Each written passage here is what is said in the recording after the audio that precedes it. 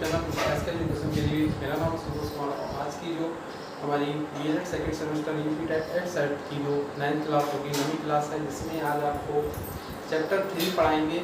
Chapter 3 का जो name है थंबनेल में आप ऑलरेडी देख चुके हैं। और चैप्टर 3 में आज जो है वो आज 5 पॉइंट्स हैं: प्राकृतिक संख्याएं, पूर्ण संख्याएं, पूर्णांक, परमेय संख्याएं और अपरमेय संख्याएं। ये जो है संख्याओं का एक वीडियो हमने स्टार्टिंग में बनाया था, सबसे पहले जो वीडियो रही थी अभी दूसरी क्लास की। वैसे तो वो फर्स्ट क्लास में तो आपको सिलेबस बताया था, सेकंड क्लास में हमने सभी संख्याएं पढ़ा रखी हैं पहले ही। तो उसका जो है वो लिंक हम आपको वीडियो को प्लेलिस्ट का लिंक दे देंगे और वीडियो का लिंक जो है वो डिस्क्रिप्शन में डाल देंगे, उससे देख सकते हैं। उसमें सभी संख्याएं की चर्चा की थी उस समय हमने। लेकिन अब आज जो चैप्टर है ये वाला, तो चैप्टर में सोचा कि इसमें कुछ पॉइंट्स छूट गए होंगे। उसमें ऐसा तो है नहीं 100% कोई भी चीज़ बता दी जाती है। तो इसमें जो है आज 5 पॉइंट्स इनको जो है अच्छे से और ज़्यादा अच्छे से चर्चा करने की कोशिश करेंगे, इसको ज़्यादा अच्छे से समझाने की कोशिश करेंगे। तो वीडियो लास्ट तक देखिए और पहली बार चैनल पर आए तो इसे सब्सक्राइब कर लें, क्योंकि इस तरह की एजुकेशन वीडियो और आपका जो डीएलएड से संबंधित टॉपिक हैं या सुपर टेट की जितने भी टॉपिक हैं मोस्टली वो आपको इसमें मिलते रहेंगे। साथ में जीके और जीएस की और ईएस की ग्रामर की वीडियो भी इस पर मिलती रहती हैं। तो वीडियो को स्किप ना करें, पूरा देखें और लाइक भी कर दें वीडियो को, जिससे हमें थोड़ा सा प्रोत्साहन मिलता है। और तो सबसे पहले देखते हैं प्राकृतिक संख्याएँ क्या होती हैं। नंबर 1 प्राकृतिक संख्याएँ, इन्हें नेचुरल नंबर्स भी कहा जाता है। ठीक है, नेचुरल नंबर या प्राकृतिक, इसका मतलब ये है कि ये जो है नेचुरली जो भी चीज़ हम हमारे गिनने के लिए, या कह सकते हैं वस्तुओं को गिनने के लिए, जब इंसान की जब सभ्यता का विकास हुआ था आदि मानव के समय से, जब सभ्यता का विकास शुरू हुआ, जब लोगों ने गिनना शुरू किया, जब वस्तुओं को गिनना शुरू किया, जो शिकार करके लाते थे उन चीज़ों को गिना, दिनों को गिनना प्रारंभ किया, तो गिनने के लिए, गिनती के लिए जिन संख्याओं का, जिन अंकों का प्रयोग किया गया वही क्या कहलाई?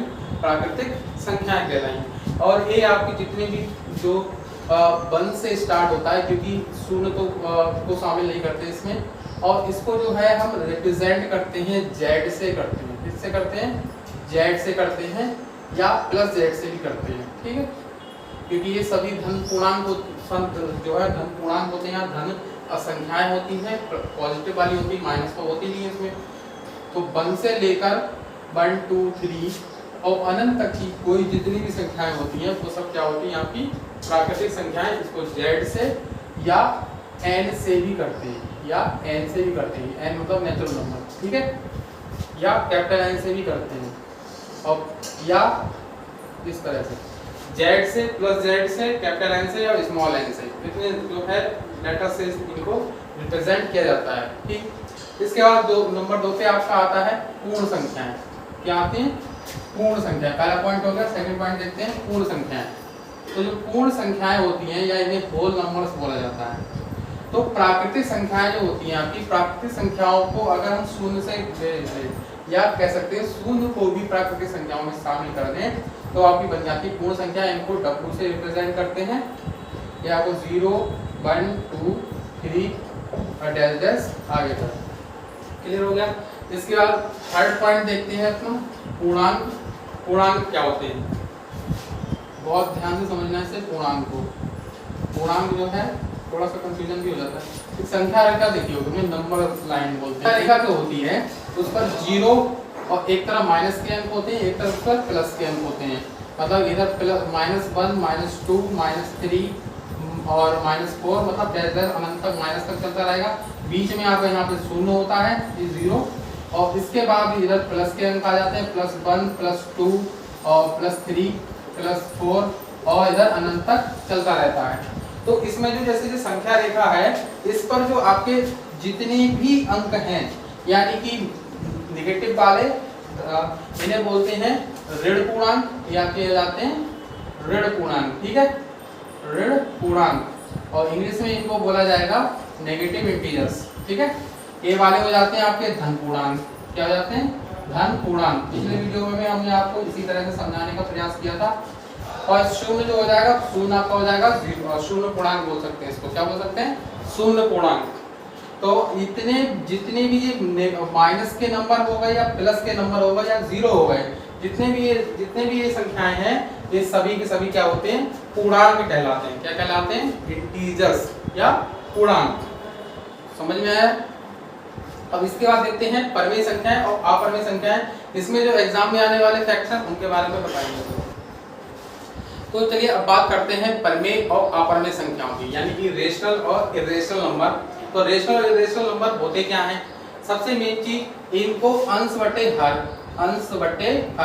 परमेय जो संख्याएं होती हैं इनको अंश बटे हर, ठीक है, अंश बटे हर या P/Q की फॉर्म में, ये सुना होगा आपने, P/Q की फॉर्म में लिखा जा सकता है, ठीक है, इनको लिख सकते हैं।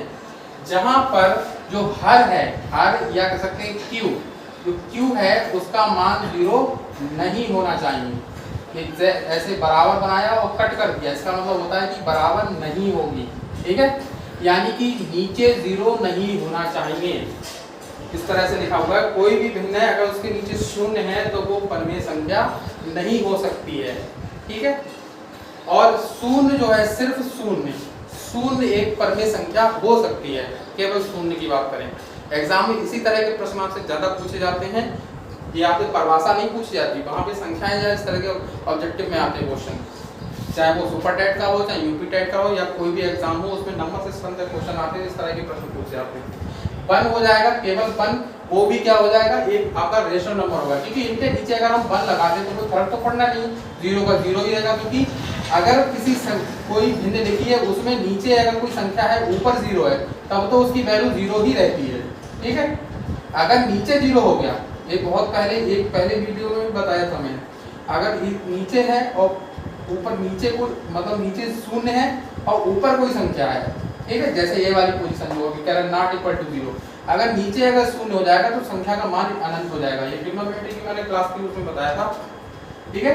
और ये 0 का जो नियम अब नेक्स्ट चैप्टर में आने वाला है, 0 के और 1 के नियम आने वाले हैं नेक्स्ट चैप्टर में, 4th चैप्टर में, उसमें आपको ये चीज बताएंगे, ठीक। तो नीचे अगर शून्य है तब तो उसका मान अनंत हो जाता है, इसलिए क्या हो जाएगा, मतलब परमेय नहीं होगा। तो केवल शून्य जो है वो परमेय, 0 हो गया, 1 हो गया, 2 हो गया, 3 हो गया, 4 हो गया, 5, मतलब जो नंबर्स की पूरी लिखी हुई नहीं, ठीक है, जितने भी आपके जो पूर्णांक हैं, पूर्ण अंक कह सकते हैं, पूर्णांक, जितने भी आपके जो इंटीजर्स होते हैं वो परमेय संख्याएं हो सकते हैं, ठीक, क्योंकि इनमें पॉइंट्स में कोई नंबर ऐसे हैं और इनको हम सिंपलेस्ट फॉर्म में भी चेंज कर सकते हैं, P/Q की फॉर्म में चेंज कर सकते हैं। परमेय संख्या की सीधी पहचान यही होती है कि किसी भी नंबर को जिसे हम क्या कर सकते हैं, P/Q की सिंपलेस्ट फॉर्म में चेंज कर सकते हैं, वो परमेय संख्याएं कहलाती हैं। जैसे आपने देखा होगा पाई के 2 वैल्यू होती हैं, एक होता है 22/7 और एक होता है 3.14, आगे इसमें डेल्टा और भी होता है वैल्यू। तो इसमें पूछा जाता है, इससे भी क्वेश्चन पूछा जाता है। उससे पहले हम आपको अपरमेय संख्या बता दें ये क्या होता है, तभी आपका कंपैरिजन करवा के बता देंगे किसमें क्या सही रहेगा। तो इसमें देखिए P/Q की फॉर्म में इसको नहीं लिख सकते हैं, ठीक है, अपरमेय संख्याओं को P/Q की फॉर्म में नहीं लिखा जा सकता है। और इसमें ज्यादातर जो रूट वाले जो संख्याएं होती हैं, जिनका हम अंडर रूट क्या है, √2, √5, √7, इस तरह के जो नंबर्स होते हैं जिनका वर्गमूल या घनमूल जो भी मूल आपको लेना है वो पूर्ण संख्या ना आए, तब ये क्या होते हैं, अपरमेय संख्याएं कहलाती हैं। क्लियर, ये वाले। और जैसे √4 है, √4 का मान कितना हो जाएगा, 2 हो जाएगा, तो ये परमेय संख्या हो जाएगी। तो जरूरी नहीं कि रूट में लिखा हो तो वो एक अपरमेय संख्या ही हो, उसका अगर वर्गमूल जो है या घनमूल जो भी निकालने को कहा जा रहा है वो अगर पूर्ण संख्या नहीं आती है तब वो अपरमेय संख्या नहीं हो, ठीक है। सीधी बात कि रूट में हो और अगर उसका मतलब जो भी मूल है वो निकाल सकते हैं, हो सकता है, जैसे √4 है उसका 2 हो जाएगा, पूर्ण संख्या हो जाएगी ये, तो ये क्या हो जाएगा, तब ये हो जाएगी परिमेय, ठीक है, ये हो गई परिमेय। लेकिन √2 है इसकी वैल्यू होती 1.414, ठीक है, तो ये पॉइंट में चली गई, ठीक है, और इसको अगर हम चेंज करेंगे तो ये आ जाएगा, इसको फिर से वापस लेके आएंगे तो √2 आ जाएगा, और इसको हम सिंपलेस्ट फॉर्म में नहीं लिख सकते हैं, ठीक है, सिंपलेस्ट फॉर्म में नहीं है, P/Q की फॉर्म सिंपलेस्ट फॉर्म में नहीं है, इसलिए ये क्या हो जाएगा, अपरमेय। क्या हो जाएगा, अपरिमेय, अब आते हैं अपने पाई वाले पे। सबसे ज्यादा क्वेश्चन इसी का पूछा गया है, पाई वाला। ठीक है, एक 22/7 हो गया, एक 3.14 हो गया। तो देखिए जो पाई अगर है, केवल पाई की अगर बात करें, सिर्फ पाई की, तो पाई तो आपका है अपर में, सिर्फ पाई, ध्यान रहेगा, सिर्फ पाई जो है वो अपरिमेय है। 22/7 जो है 22/7, ठीक, 22/7 जो है वो क्या है, वो भी वो आपका परिमेय है, क्योंकि ये P/Q की सिंपलेस्ट फॉर्म में लिखा हुआ है। और 3.14 जो है 3.14 ये भी आपका परिमेय ही होगा, क्योंकि अगर इसको हम चेंज करके लाएंगे तो ये 22/7 बन जाएगा, वापस से क्या बन जाएगा, 22/7। तो ये भी आपका क्या हो जाएगा, परिमेय हो जाएगा। ये दोनों परिमेय हो जाएंगे। पाई जो है वो अपरिमेय होता है, क्योंकि पाई को हम जो है पाई की मतलब वैल्यू लगाएंगे तब वो होगा।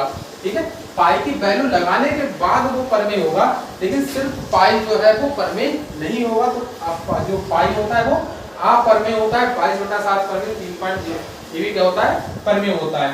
तो फिर से समझा दे रहे हैं, फिर से सारांश पूरा समझ लो। प्राकृतिक संख्याएं गिनती के लिए जिनका उपयोग करते हैं वो आपकी प्राकृतिक संख्याएं होती हैं। 1 से लेकर अनंत तक की सभी क्या होती है, प्राकृतिक संख्याएं। पूर्ण संख्याएं, अगर प्राकृतिक संख्याओं में 0 को भी शामिल कर दें तो वो बन जाती हैं पूर्ण संख्याएं। ठीक है, जिन्हें होल नंबर्स बोलते हैं। पूर्णांक क्या होते हैं, प्लस माइनस और शून्य, जितनी भी आपकी संख्याएं हैं, जितने भी नंबर्स हैं, वो सभी क्या होते हैं, इंटीजर्स या पूर्णांक होते हैं। परिमेय संख्याएं वे संख्या होती हैं जिन्हें हम सिंपलेस्ट फॉर्म में ले सकते हैं और इनकी वैल्यू पूरी मोस्टली जो होते हैं पूरे नंबर्स के होते हैं। जो नंबर जितने भी हैं सब क्या होते हैं, परिमेय संख्याएं ही होते हैं। और 22/7 और 3.7 क्या है, ये परिमेय है। पाई जो है वो अपरिमेय। अब अपरिमेय संख्याएं जो होती हैं जिनको P/Q की सिंपलेस्ट फॉर्म में नहीं लिख सकते हैं, ठीक है, और इस तरह से जो रूट वाले, जिनका रूट पूरा नहीं आता है, वो सब क्या होते हैं, जिनका मतलब वर्गमूल जो भी लेने पर पूरे संख्या में ना आए, तो वो क्या होते हैं, वो अपरिमेय होते हैं।